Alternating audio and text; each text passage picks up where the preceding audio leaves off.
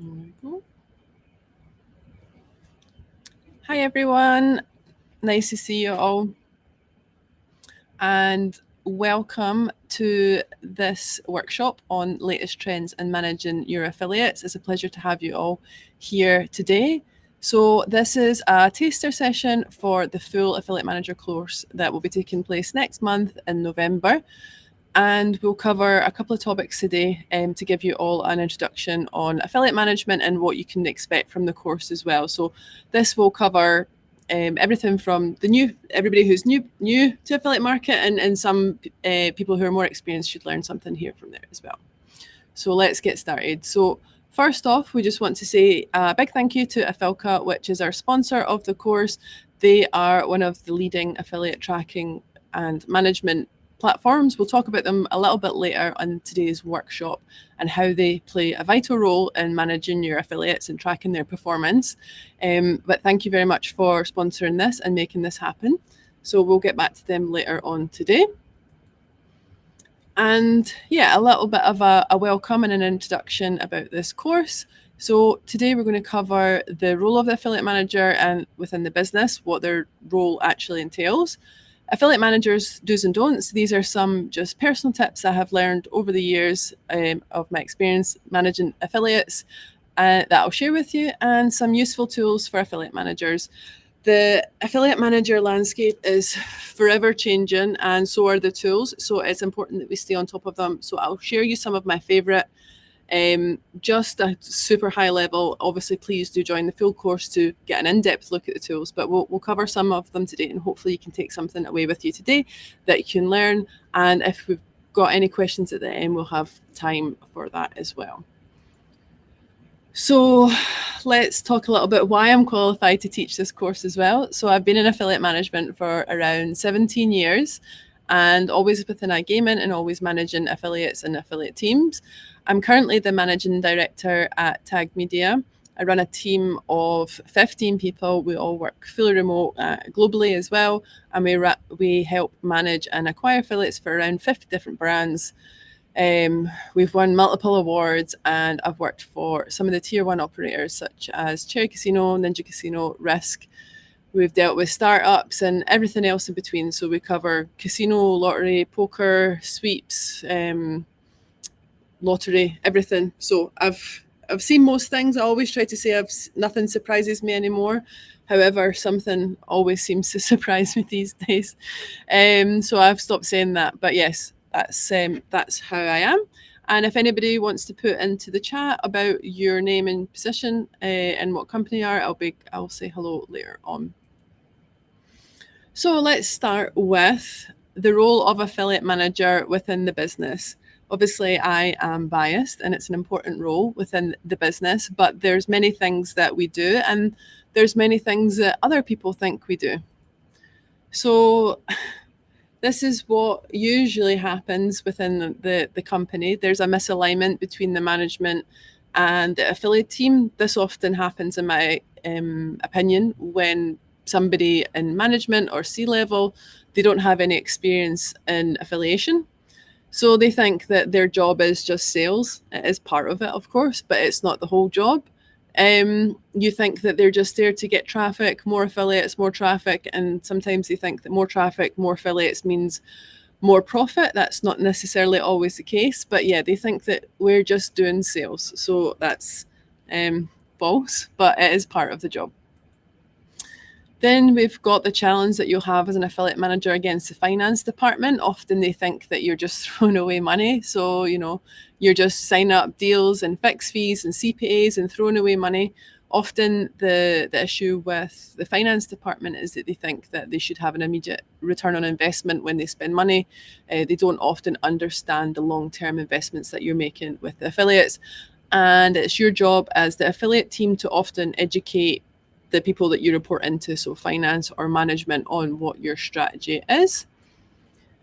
And what do the affiliates think the affiliate managers are doing? Sitting on the beach somewhere when they're not replying. That's not necessarily the case unless you are on vacation. But sometimes the affiliates are waiting for a reply, or anybody's waiting for a reply, but that's not what you're doing. And then we have the classic one. What does your friends and family think that you do? I'm sure if you are an affiliation and you've tried to explain it to your family what you do, they often think that you work in a casino. I've had it personally before where my parents have introduced me to their friends and they say, oh, it must be like long evenings in the night time. And I said, no, I work Monday to Friday, 9 to 5. And yeah, it's a new world for a lot of people. So that's not what we do. And what do we actually do? I think everything sometimes. There's not really a degree in affiliate management. It comes with taking courses like this and on the job experience and just having real experience on it. There's a line between what's right and wrong, I guess, and a lot of it is opinion based to a degree.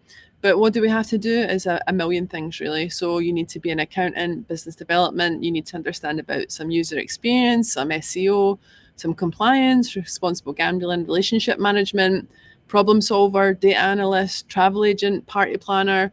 Like the list goes on of what you need to do it. So it's a very multi-skilled role, shall we say.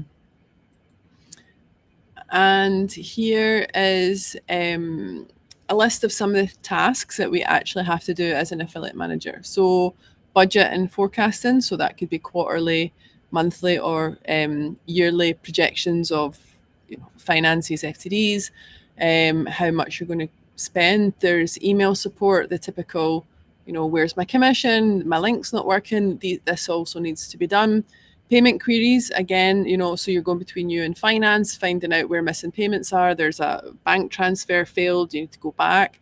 That can be time consuming. Conference planning and follow up. If anybody went to Barcelona in January, you'll know that the whole of kind of January and February got overtaken by the conference this year because you were planning for 2 to 3 weeks before you went after Christmas, and then in another 2 to 3 weeks. So I don't know about anybody else, but I didn't feel like my year actually started till mid-February this year because the conference planning.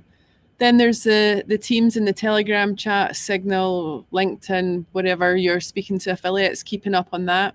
I don't even know what app's pinging now. I've got so many of them open. Something's always pinging. I've had to mute most of the things. I can't find out where somebody's messaging me. There's internal reporting, obviously, for your team or up to the management as well. There's a campaign performance, so that's actually reviewing the deals that you've done. There's team meetings, exclusive promotions set up. So maybe an affiliate needs some free spends set up and you need a landing page, etc. Brand and marketing meetings, to get the company overall strategy. You've got stats queries. So, an affiliate said that they've sent a customer that's not signed up, and then you need to investigate it. Business development, which is actually finding affiliates. Forum responses, so you've got GPWA, affiliate guard dog, etc. You need to, if your brand's mentioned, you need to follow up there. Compliance, that obviously varies from company to company, country to country, but you need to make sure that the affiliates are remaining compliant. Landing page design and optimization, often if you are asking design for, this ties in with kind of creative requests, you need to give them instructions on what you need. So it could be, hey, we need this offer, this text. Often you end up having to put a design brief in. Offsite affiliate meetings. So if you live locally in one of the hubs, Malta, Cyprus, so you can have lunch meetings there. There's also uploading all the banners that you've had to get in. Game and product release copywriting. Sometimes affiliates, I don't find as much anymore, but they used to ask for some reviews that you need to generate. Social media channel updates, you also need to promote your affiliate program. Technical queries, tracking's broken, something's not working. Newsletters, contract, IO reviews as well, and lifetime modeling and analysis. Now, I could probably add double the amount of boxes that we put here of the things that we actually do. So it's not just finding affiliates. It's not as simple as that. There's many things that go into the inner workings of an affiliate program as well. So now that we know what makes a good affiliate manager, what an affiliate manager does, let's discuss how you can be a good affiliate manager. So like I said, there's no official degree as such. It's not like you have 4 years as being a junior and you're let go. It varies, but here's some tips on what you can actually do. So product knowledge, this is the biggest thing. I mean, all of them are the biggest thing, I guess, really. Know more about your business than anyone else. You're speaking to the affiliate, so you shouldn't have like a single view necessarily. So yes, you should know everything about your affiliate program, but also have a think about, you should know a bit about your payments. You should know how your customer service works. You should know about the regulation, the brands, the games, everything about your casino that helps sell it to the affiliate and to the customers. You should know about that. One of the tips here is really good is sign up actually up to your own casino. It's often I find that people don't sign up to their own casino, and they just to get a feel for how the flow goes, so you can get your own CRM.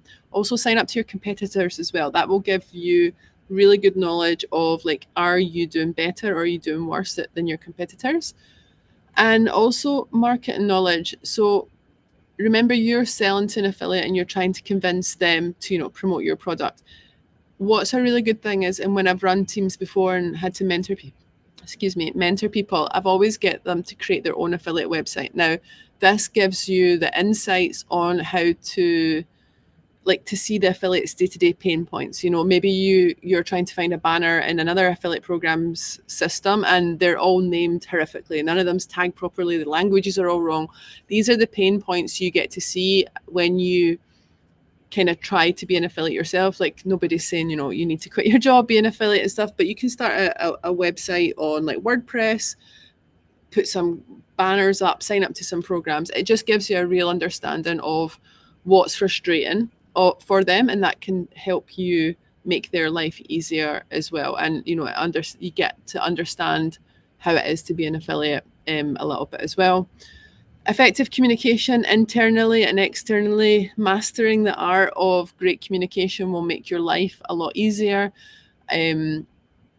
When you need to get a response from someone, this happens all the time to me, and people go, "Hey, how are you?" And you know that they want something from you, but just tell me what you want before I have to tell you how my day's been going before you tell me what you want. So get good at just getting direct to the point and effective of what you want to get out of the conversation, especially when you're competing for somebody's time on these things. Adaptability. So remember, affiliates come in all shapes and sizes. They speak different languages, expect different things. There's cultural differences and stuff like this as well. Some affiliates will love to chit chat all day. Some people just want to get right to the point. Try to gauge how they prefer to work and mirror that. You'll get a lot quicker things as well. Organized. You have to be organized, otherwise you end up forgetting everything. So you have to find your own way of being organized and getting into your own rhythm with these things. But there's a bunch of, if it's writing it down, if it's Trello, if it's post-it notes, whatever it is, just be proactive and write it down. If you think, oh, I'll remember that later, don't trust yourself. Write it down. You definitely won't remember it later. Find an effective sales technique that works for you. So obviously part of your job as an affiliate manager is doing sales. There's loads of courses out there. There's loads of techniques and tips and tricks. But I have to say is find one that is genuine and it matches your personality style. I see it so often when people try to, adopt a personality or like a kind of persona that isn't their natural personality. And it comes across so bizarre when somebody who's really kind of quiet and timid has, picked up some lines of some sales mastery course and they come out and it just comes across really bizarre. So you don't need to be like in your face, like kind of car salesman to be good at sales. Like if you are more reserved and nice and polite, that's fine, but just make sure it's genuine to you. And know your numbers. So know what your KPIs are, what like your lifetime value is, what your targets are, and understand the numbers of your affiliate program. So how the NGR is calculated. You should be able to calculate it backwards, forwards.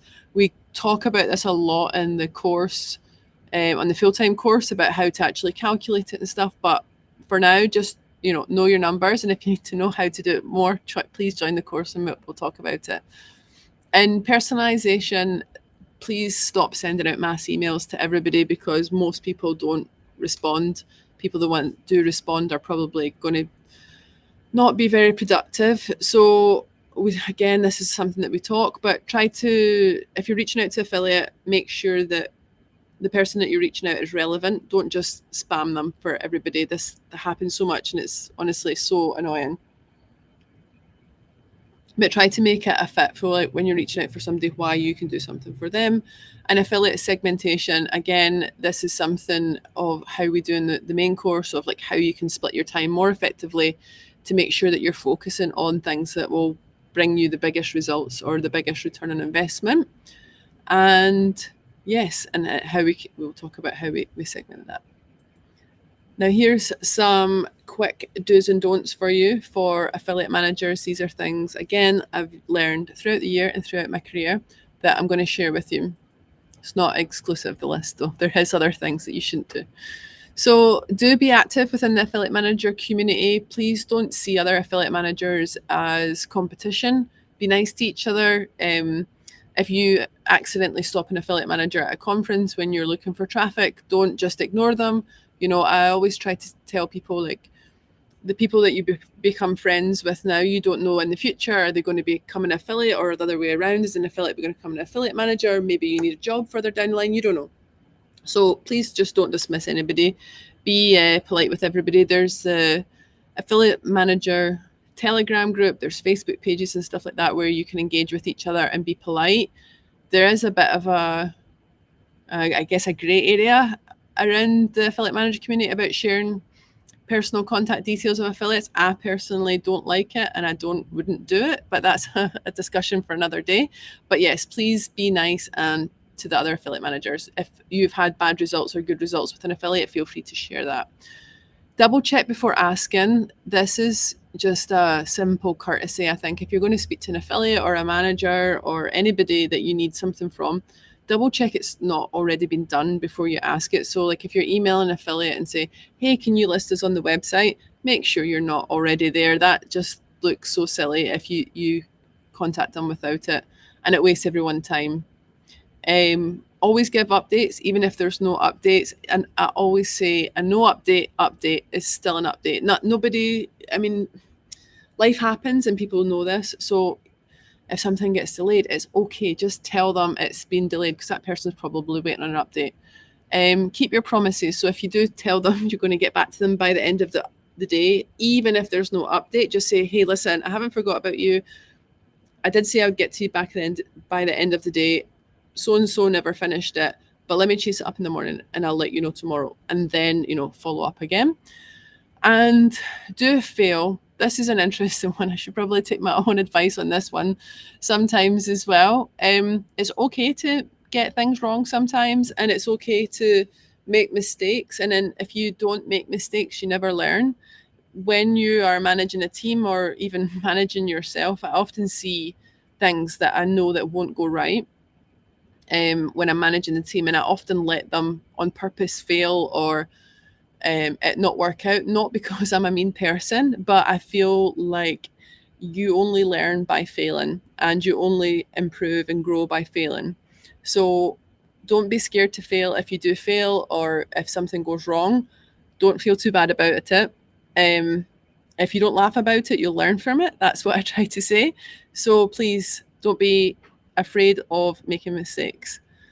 And now on to the don'ts. Don't always focus on immediate results. Finance sometimes do, but also think about the long-term benefit of things. So I can tie that back into, if you meet someone just now and they aren't a relevant fit for you or your company, maybe think 2, 3, 4, 5 years down the line, maybe they'll be relevant. So always don't think about what you can get today, think about the long term. And don't be scared of delivering bad news. Nobody likes to do it, but everybody prefers honesty over kind of false promises and lies. So sometimes it happens. Sometimes a campaign needs to be cut, or tracking didn't work, a payment failed. Things happen, life happens. Don't be scared of it. Just be honest about it and tell them how you will, fix it.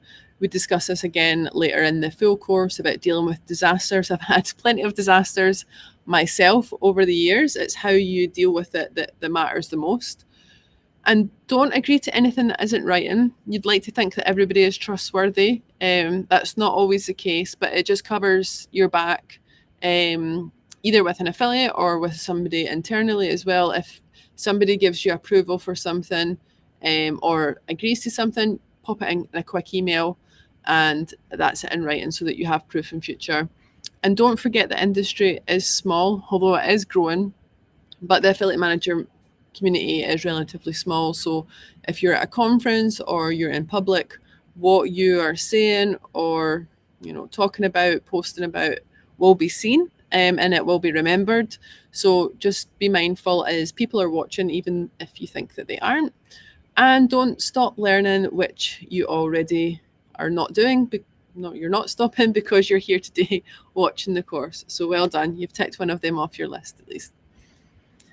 So now on to the tools for affiliate managers. This is the most exciting bit. Every time I run this workshop or the course, we're adding new tools all the time because there's so much changing in the industry. There's new features that's coming out. There's so much that's going on to keep track of it. It's almost impossible to kind of use every single one. But here's a small selection of some that I use and some just a small part of them to go through a small life cycle. So the best way I thought I would show you guys today is to show a small cycle of finding and managing affiliate kind of end to end. So Blask, I use this to do market research of markets. I'll show a demo on that. Then we move on to Ahrefs. So I use that for competitor analysis and finding affiliates. Then we use into Humble. So I use that to check for any potential gaps in affiliates or finding other opportunities of the ones that we're already working with. And then Hunter, just a little tool for getting in touch with affiliates. And then on to Afilka, which is for tracking, managing, and optimizing your affiliates. The Afilka obviously holds everything all together, and it's a key part in manage it for running your affiliate program. So we're going to go through here and I'll give you a quick demonstration of how I would use Blask.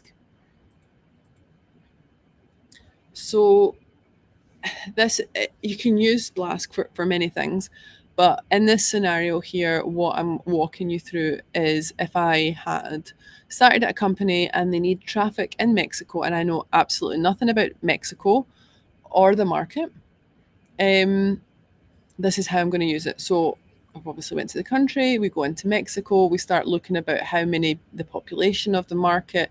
It tells me all about if it's regulated, unregulated, what the growth has been, and kind of everything I need to know about the economy. Now, why this is important is maybe I don't have knowledge of the market, or I don't know how to position ourselves in terms of paying commissions as well.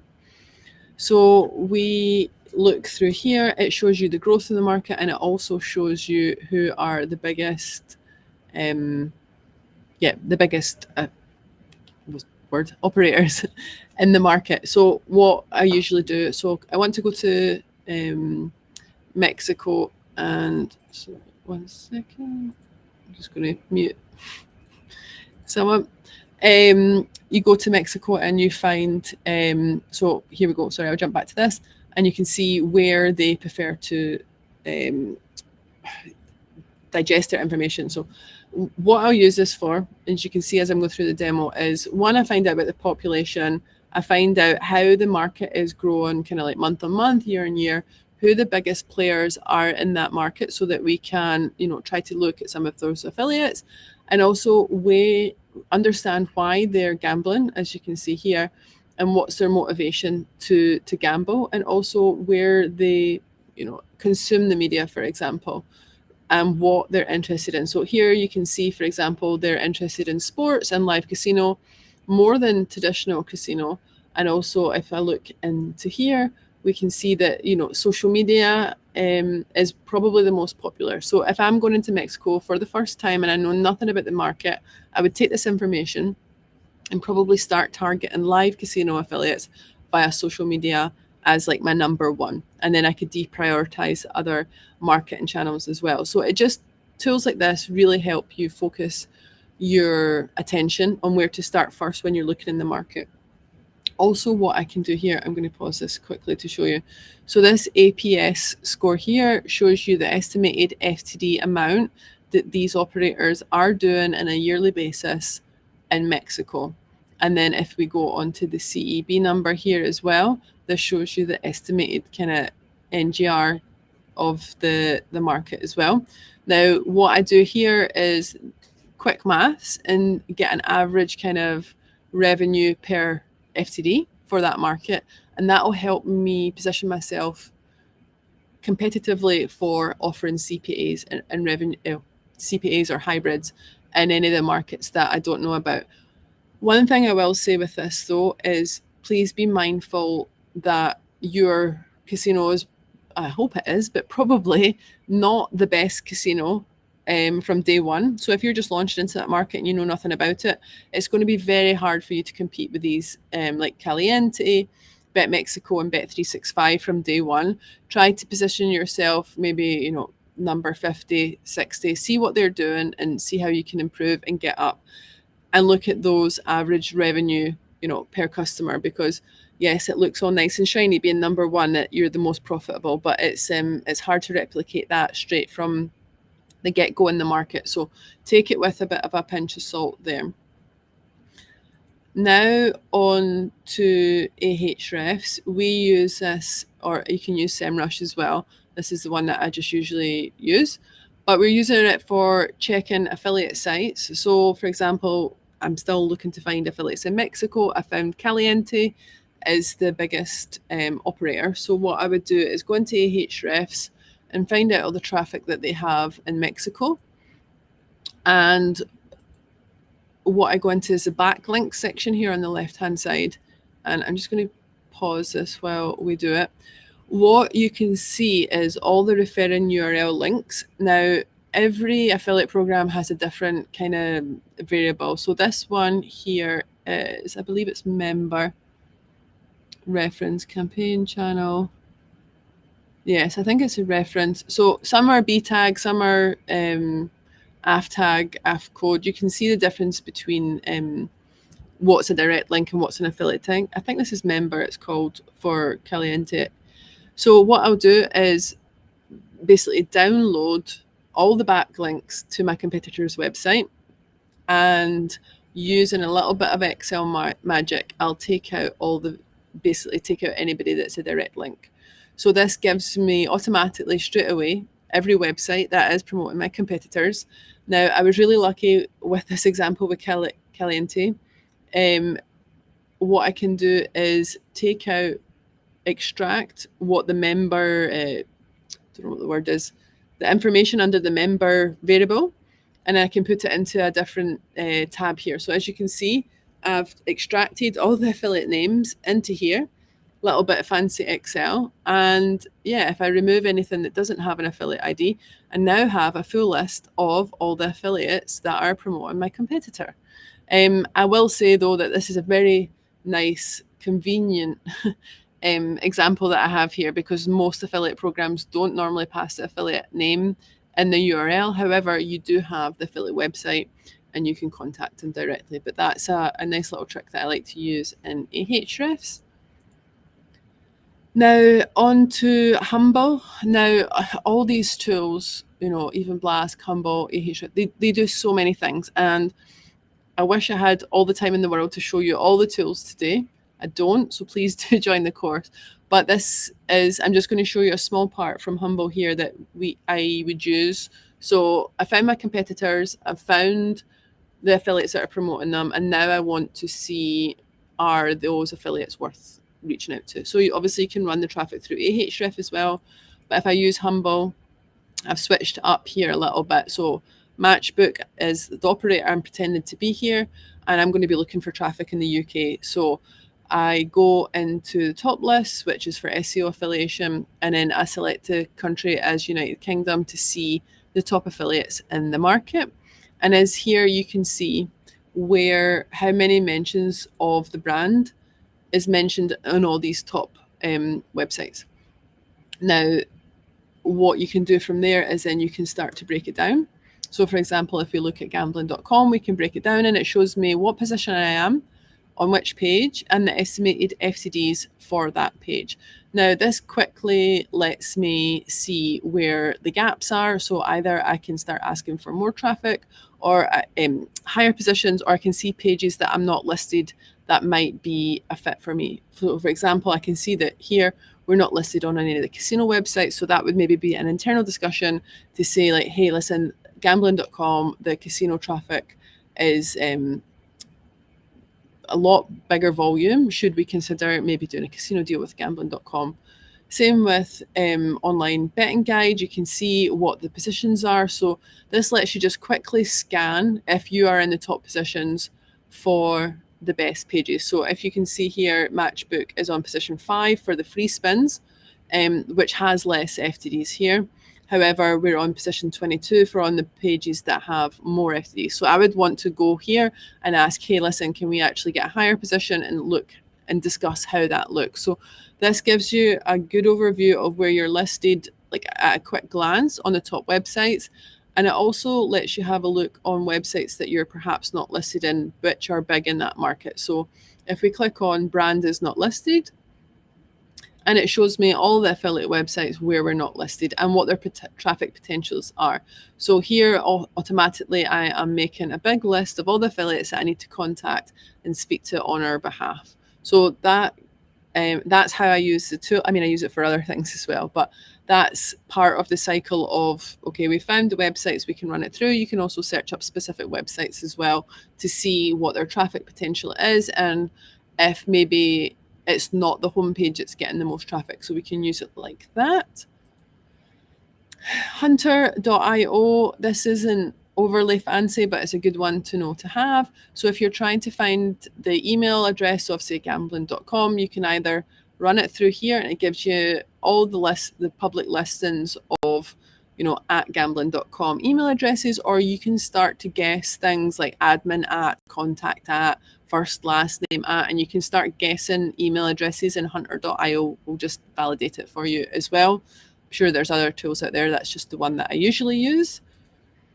And this is an affiliate manager tool. Now, we're at the stage where you've done your research, you found your list of affiliates, you've checked if they've got good potential traffic value, you've reached out to them, now they've replied and they've made you an offer. Now, how are you going to evaluate if that's going to be profitable for you? So, like I said before, I have been doing this job a long time, and with the recent development of AI, should I say, I've managed to get all my thoughts around evaluating affiliate deals out of my head and into a tool that I can share with everybody. So if you're watching this today and you would like this tool, please add me on LinkedIn and I will give you exclusive access to it. You will also get it for joining the course. So basically, here you insert your fixed fee that the affiliates asked for, how many months it's for, expected FTDs. So we've put 200 in here, and your lifetime value of your average casino player. And if you've got a hybrid deal, you can put in what they're asking here. So 175 CPA plus 50% revenue share. Now, at the bottom here, it'll tell you that campaign will likely not be profitable based on the deals. So we can go back, we can play around with the CPA amount and even the revenue share, and it gives you an idea of the margin as well. So again, super quick tool. There's nothing fancy around there. So it's just a little bit maths, affiliate manager maths, if you want to call it that I've been using. So yeah, there's other things on there, but if you would like access to it, please message me and I will add you to the site. And the most important one, so we've negotiated the deal, we've agreed it, we made it profitable on paper. What we need to actually do now is get the traffic and see how it went. So this is a small demo that I've taken from the full management course from Afilka. So this is how the back office looks of the partner statistics. So what we did here was run the scenario of running a fixed fee deal for 3 months. Obviously, you would check it before the 3 months is over, but this is like a 3-month kind of review thing. And we can see how the campaign went. So you can see that they had consistently good FTDs every month, how many deposits, the total sum, the average, and the NGR over the 3 months. Now, the tracking software is obviously a vital part because it helps you calculate the commission, and automatically pays all the affiliates, and it shows you the average deposit amount and the commission that you need to pay for the affiliates. This really kind of standout feature that I love about Afelka is the cohort reporting. I think it'll come up in a second. So most systems will show it like this, where you can analyze kind of month by month. You can see the deposits, you can have a thing. But often, like if you, for example, in month one pay the 2,000 euros that we showed in the earlier example, everybody that you paid the 2,000 for, how did they go through in the months? So here you can see as the months go along. So for example, here on this, the first one, you paid X amount for these players, and this is how much in deposits that you got back. Now, I'm using deposits as an example here is because as affiliate managers, we can't necessarily control whether someone wins or loses. So what a good metric I normally use is deposits. That'll give you a better indication of the intent of the traffic, or the value of the traffic, shall we say. So as you can see, it shows you how the deposits progress through the month. And that allows you really to analyze for the campaign that you paid in, for example, January here, how that progressed through the months. Now, I love this feature. It's really valuable when you're using other softwares. It is hard. You have to get good at pivot tables and, get some creative with the Excel. But that one I really love, and it helps you instantly see how the campaign performed. On the affiliate manager tool that I have, there's also a tab. I should have put it in here, but I didn't. But it allows you to help you guide how to renegotiate the deal in terms of based off the results. Now, we've kind of covered a small glimpse into the life cycle of finding, acquiring, negotiating with the affiliate as well. Now, I'm going to share this with you guys as well. It's just a bit of a life cycle. Feel free to take a screenshot of it. These are just some kind of loose guidelines on helping you kind of progress with your time. So there's kind of 3-4 stages, if you will, of the affiliate kind of life cycle. There's obviously the outreach, the onboarding, the review once you've kind of went live, and then the retention part of it. So you can use this as a loose guide. You can adjust it for your own needs. But so first, contact, give them kind of maybe 3 days, follow up. Then I would normally kind of give them 2 weeks. If they still haven't replied, kind of the 8-week mark, I'll try and do it. But after 8 weeks, we can consider it they're probably not interested for whatever reason. Maybe they're still not, they're shutting down the website or whatever. I'm sure some of you as well have had about 10 follow-up emails from someone, and you think, when are you going to get the hint that I'm not replying? But between having really personalized and targeted outreach, hopefully you don't get to the week 8 and they reply sooner. But that just gives you a rule of thumb so that you're not chasing affiliates for like a year. What you can do though, if there's multiple people in the team, after the 8 weeks, you can perhaps give it to someone else. Maybe they have better success. And then once they've replied and you've got them signed up, you can go into the onboarding phase. Now, unfortunately, sometimes this happens where the affiliate replies, they agree a deal, and then you onboard them and they disappear. So again, that's just a bit of a loose follow-up. So you can send them the onboarding. If they haven't responded or they haven't went live in 2 weeks, you can follow up. We're seeing massive delays at the moment with affiliates going live for various reasons. I could talk all day about it, but yeah, there seems to be a real bottleneck at the moment about affiliates reviews or SEO affiliates actually going live. Week 4, you can just give them a polite follow-up, and then 3 months again, follow up. If like, hey, like you signed up, we agreed a deal, you didn't put me live, is there anything I can do to help? And if not, you can just go into your normal affiliate CRM process. But hopefully they do put you live, and then you can start to go into the review cycle. So there's no kind of hard rule for this. These are just loose rules that I follow. So if they're sending kind of 1 FTD a day, especially in the first month, I would be checking daily, only for the cases like there could be a spike, there could be a drop.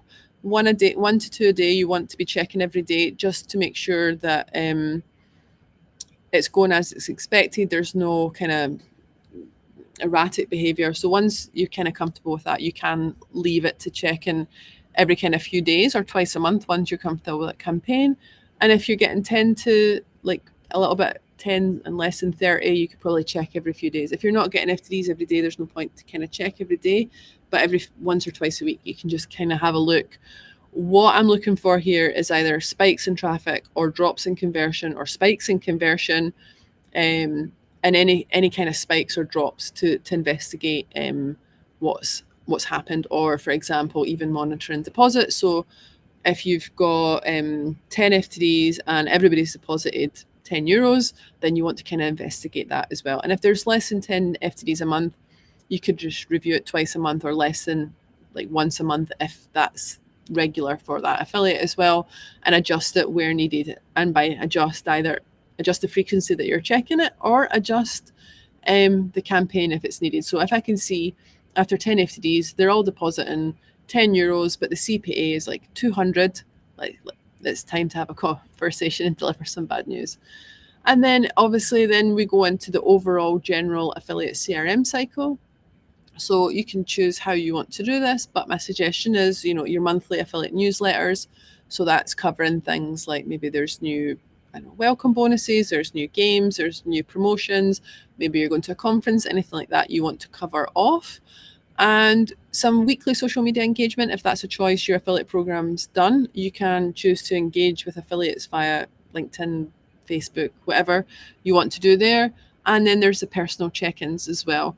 Normally the rule of thumb is 80% of your traffic comes from 20% of your affiliates, and 20% of your traffic comes from 80% of your affiliates. And that 80% does take up a lot of your time, but that's how you need to learn where to focus your time. So I would focus my time on that 20% that's bringing the 80%, doing personal check-ins, and everything else can go to like a generalized engagement or on a need to be basis.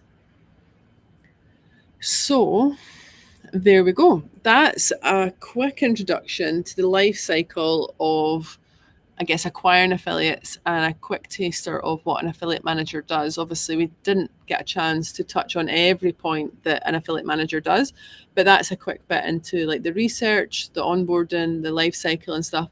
There's so much about affiliate management. Honestly, I could I could be talking for years on it all, I guess. But yes, that's the summary of it. I hope you guys found it insightful. We have a question here. What are the positives that AI can bring to affiliate management? That's a really good question. So we actually talk about it in the full course. So I've been using it for market research. So kind of how we use Blask. When I'm making decisions, I try to take touch points from as many places as possible. So we can use it for gathering information. I'm not a big fan of it writing emails. I guess you can do it like that. It does take the personalization away. Sometimes it doesn't understand the nuances of affiliate marketing, but we can use it for different things. And I think we're going to see a big boom in different things already. So me personally, I'm using it for doing market research. I'm using it helping me find out contact details of affiliates. I'm also using it to build tools like I showed you for the, what's it called? The fixed fee calculator. That's all built with AI. I am not a developer. I just was very good at prompting. So that's all built with AI and tools. So the development of AI in such a short period of time, I've been using it to adopt it to obviously look at data as well.